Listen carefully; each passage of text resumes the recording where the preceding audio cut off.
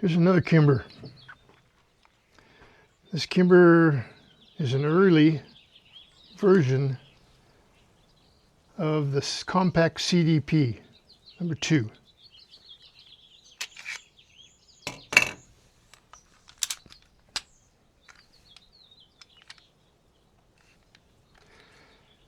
Black anodized aluminum lower, stainless steel upper. Very pretty gun.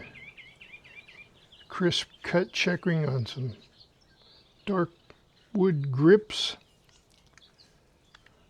Ambidextrous safety.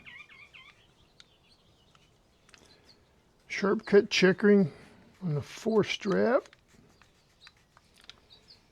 Sharp cut checkering on the back strap.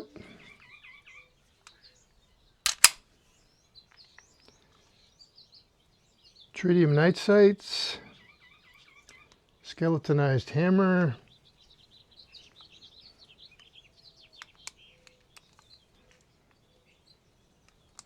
Very good trigger on this.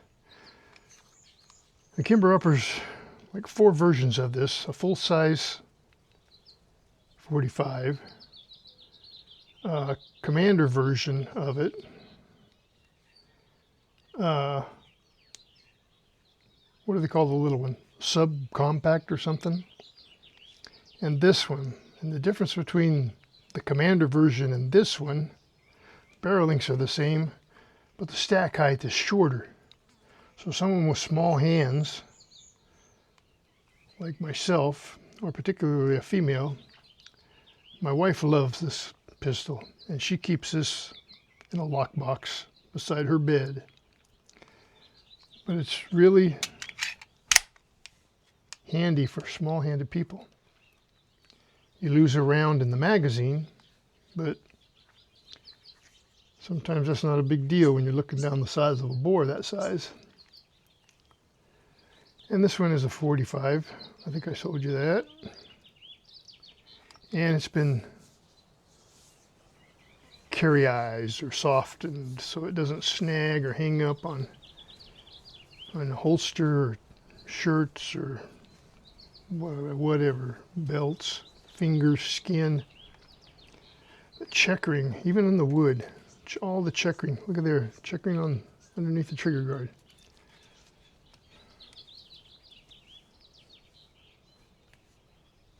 Checkering always nice and crisp. This is usually crisp too. This is a little more softened on this particular model. But the shorter the barrel, the harder to draw that son of a gun back. The little barrels are very, very difficult. They're also difficult to take apart, take down. But I bought this one used. I think I drove from Port Orchard, Washington, over to Ellensburg. I think I had it listed on a local website up there around 2011, 2012. So I drove over and purchased it from him. That was back when you could buy from people and not have to worry about going down to a dealer. Look at that front sight, boy. Well, I guess it hasn't been moved. It's just an optical illusion. I thought it had been moved off to one side. But this is a shooter. Good self-defense, good carry weapon. We'll take it over and see how it shoots on some paper targets.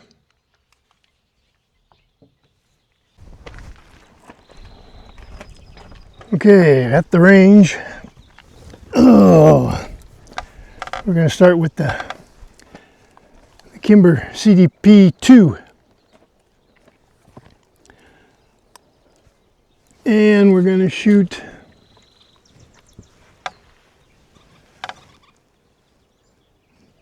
you call that a semi-wad cutter.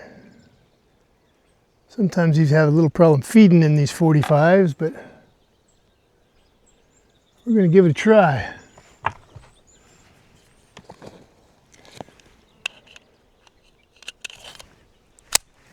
Grab some hearing protection.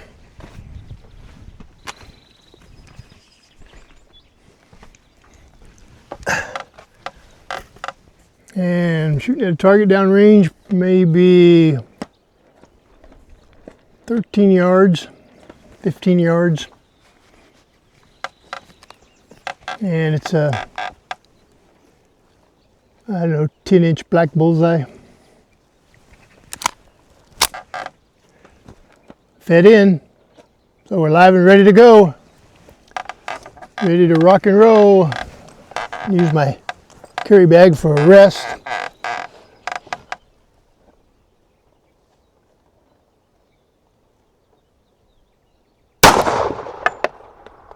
Wow, right above the X.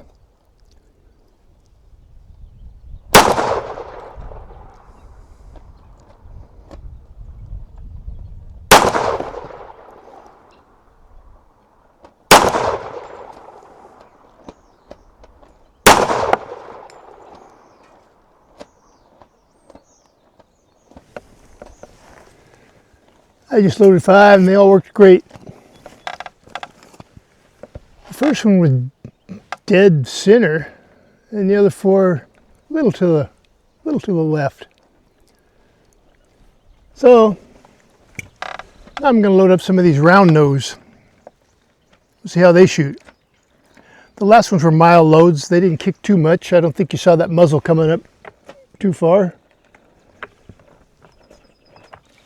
We'll put 5 of these babies in here and we'll shoot at the same target.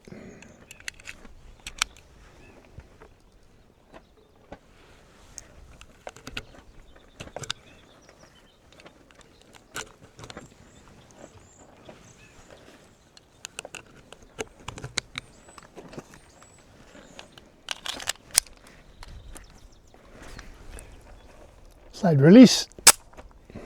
Ready to fire. Same target.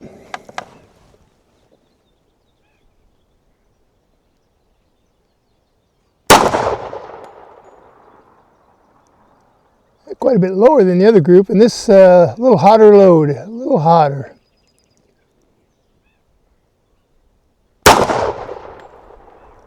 Yep, lower, still 2 inches right, but lower. I mean left, 2 inches left.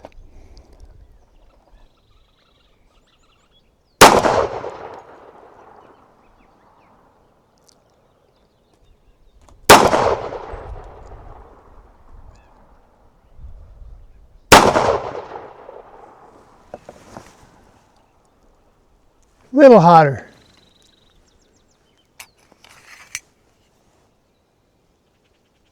Boy, that fouling shot on that first flat nose, if they all shot like that, I could be in competition. So that's a Kimber CDP. Short gun, lightweight, aluminum frame. The first rounds were very comfortable to shoot. The second rounds were noticeably a little hotter. Not anywhere close to factory because these are all reloads and I like to load my stuff down enough that it's comfortable to shoot. And this is my wife's pistol, so it's got to be comfortable for her to shoot also. You don't want to drive people away from the sport. You want to try to keep them or attract them, get them interested. Light loads will do that. They'll make it comfortable.